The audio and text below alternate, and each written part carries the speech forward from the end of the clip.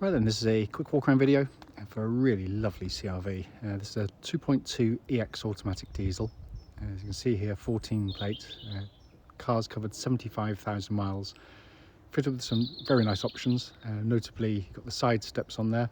Obviously the white paintwork, which looks fantastic on these top of the range cars. And it's got the exterior pack with the front and rear bumper extensions, all of which add up to a really lovely looking car. It is a beautiful day today. Unfortunately, that is not good for videos, so it's a bit shadowy and glary, so I do apologise, but I have to do them as and when I can. Front of the car is very, very clean. Lights and lenses are clear and intact. No cracks or condensation there. Bonnet, excuse the shadow going across the bonnet, but trust me, it's in absolutely superb condition. Coming down the near side, passenger side first. I can't see any obvious indentations, incredibly clean. The inside front alloy, very, very good. The only odd minor mark on there. And as I say, very, very tidy. The inside rear alloy, very clean. And coming on the back of the car, again, you see the lower bumper extension there. That's part of the exterior pack. And the back again, very tidy, odd minor, very minor mark. Offside, excuse the glare, beautifully clean. Again, no obvious indentations there I can see. Offside rear alloy in lovely condition. And panel work, again, really clean. As I always say in the videos, there will always be the odd little mark or scuff mark, blemish that I've missed. Not intentionally, I try and pick up what I can. I ask you to bear that in mind, obviously. So the car's parked in the shade now, so it's not so glary when I'm doing the interior. Boots are huge on the CRVs. Easy to fold rear seats, just pull the lever and they drop down. But unlike so many CRVs, which are normally very heavily used, this one's been treated really, really nicely. It's coming to the back of the car now. Again, excuse the glare, but I'll get closer. Again, as with the boot, the back of these cars are normally very heavily used. Because this is where the kids sit basically, and if they're anything like my kids, they're feral. But this has been kept very, very nicely indeed, with hardly any obvious wear on it at all. It's coming in on the front and passenger side, again lovely and clean. Passenger seat there, been given hardly any use at all. Finally coming on the driver's side, again door card really nice and clean. Footwell areas again very, very tidy. And for a seat that's now nearly 8 years old or so, with the mileage it's done, that is in super condition. So inside the car now, engine's running into this section, so the dash can be seen illuminated. Dashboard looks pretty much as new. It's in beautiful condition, as with the rest of the interior. Sat nav, you can see, working exactly as it should. Pop the car into reverse there. You got that lovely clear gridded parking camera. Again, all working exactly as it's meant to.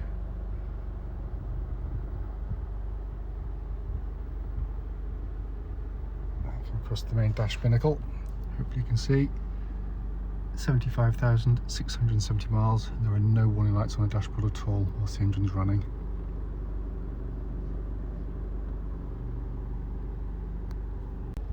Finally, just to show you, owner's manual pack and lock and wheel nut key are both here and present with the car. Right then, this is a quick road test video, and this is for a Honda CR-V 2.2 EX automatic diesel.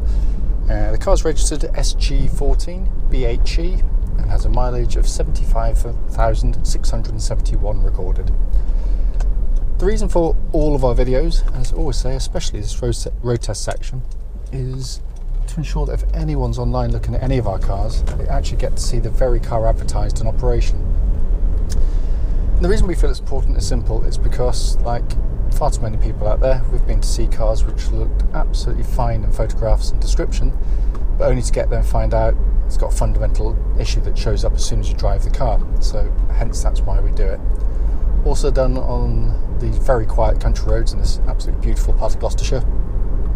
This actually forms part of the road test route we take our customers on, and the reason for that's obvious. It's so hopefully it'll be representative of what you'd feel yourself should you be offered a test drive in the car. So coming to the car, which has clearly been very well looked after, push button start on the top of the range car, engine starts instantly and settles to a smooth, even idle. without any warning lights on the dashboard at all relating to the engine or any other part of the car for that matter. The engines, I always say it on these cars, absolute peach of a diesel. It's got all the things you want from a diesel. It's fuel efficient, it's tough, it's reliable, it's long lasting. It happens to be cam chain driven as well, by the way, so there's no cam belts to worry about on them. But more than that, it's just a lovely engine to use day in, day out, because two things really. Some diesels are kind of one-trick ponies. They make you feel like they're quicker than they are. So you get in them, put your foot down, they go, which is perfectly good. But then they die off very quickly. They've got a very narrow power band, big turbos, sometimes take a long time to spool up, but disappear very quickly as well. And this has got natural guts to it. So any revs you put your foot down, it's keen to pick up, but it can use all the revs available to it usefully. Not that you have to the whole time, far from it, you don't. But they are there and they're available. But it's a lovely flexible engine that's smooth and quiet on the move. Engine then feeds through into the auto gearbox, which brings me on to the next point, because not all autos and diesel engines actually go together that well for whatever reason. Maybe it's the turbos, maybe it's the mapping, I don't know. But this, almost like it was just right from the outset, was designed for an auto, which it wasn't actually, but it happens to work superbly. You've got a lovely quality of gear shift from the gearbox, and the gear changes are all but imperceptible.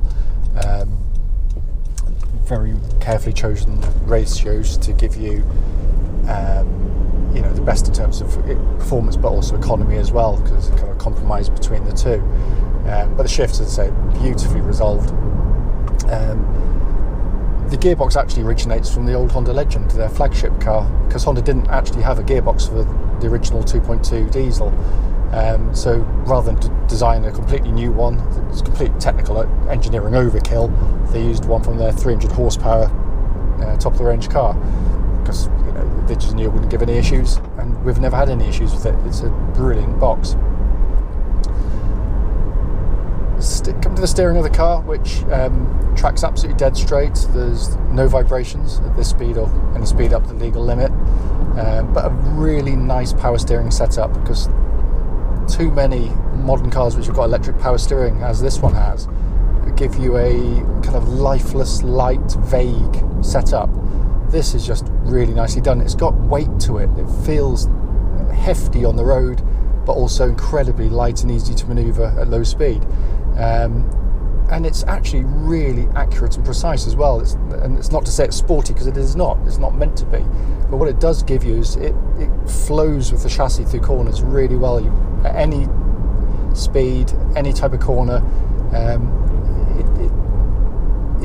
it's just very easy to kind of point the car, and the car just responds, as I said. Because the chassis is ultimately given a sort of a unwelcome task of being able to be comfortable, which it definitely is. It's really nicely damped ride, but also when you go through the corners, because it's top heavy, centre of gravity is quite high on these cars, its inclination is one to kind of keel over and lean and lurch and loll up through corners, whereas again it doesn't at all. It's unlike so many. I've driven one of these, or many of these actually, through those kind of the twists and turns of the lanes going up to my brother in Wales, and it deals with the roads brilliantly well, because you don't get that lurching which you get to the same degree. If you lean hard on the car, of course you will, but most sane speeds, as I said, it deals with it superbly well. Also, by the way, this road surface is awful just here, which is why I talk about it. I'm just listening out for any kind of rattles or clonks coming from underneath the car that shouldn't be there, and it's absolutely nothing at all. And I'm going to give the brakes a good shove, just going to give them a nice hard. Really nice brake pedal on the car, powerful, no pulsing, no vibrations, nothing, so all in very fine order indeed. Finally, coming inside the car, which is, as you know from the walk-around video, is in lovely condition. The first thing you greeted by, which you can't get across in videos, is the build quality.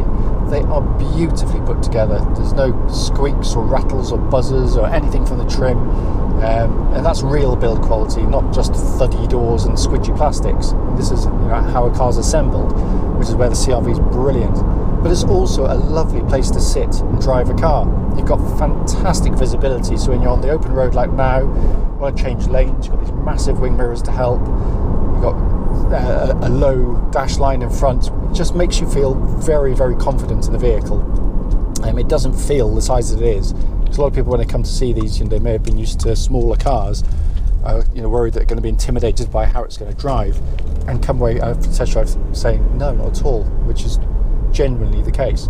The dash design itself, which is, it's a very, very heavily equipped car, but it's a car that after 2 or 3 days of sitting in it, you've mastered it. It's an easy car to jump in and drive, helped by the fact that you've got a sat-nav system, which is a doddle, even for a dinosaur like me to operate, and all working perfectly. Likewise, separate controls for the air conditioning system, which is a dual zone climate control system, so you can have different temperatures side to side if you so wish. Blows out absolutely ice cold air. Check that in a nice warm workshop. All the switchgear, as you'd expect of a Honda, has that beautiful quality of actuation to it. There's a really lovely sort of tactile feel to it. Heated seats again, working exactly as they're meant to as well. Dash binnacle in front, again classic Honda, not overdone, beautifully labelled. You just look at it, get the information, look back at the road, and that's exactly what it should do, rather than being over fussy where you've got to kind of squint to try and work out what you're trying to read. Steering wheel, which is small in diameter, leather bound, nice, and it feels great in hand as well, and shows absolutely no wear. None of the switch gear's got any wear on it at all there. It really is it's been kept fabulously well. The one button you won't see on any Honda, even if it is four-wheel drive, is a four-wheel drive button to activate it, because it does it all itself. Honda worked out very quickly that most people would be driving as I am today in perfectly good conditions where you don't need four-wheel drive on.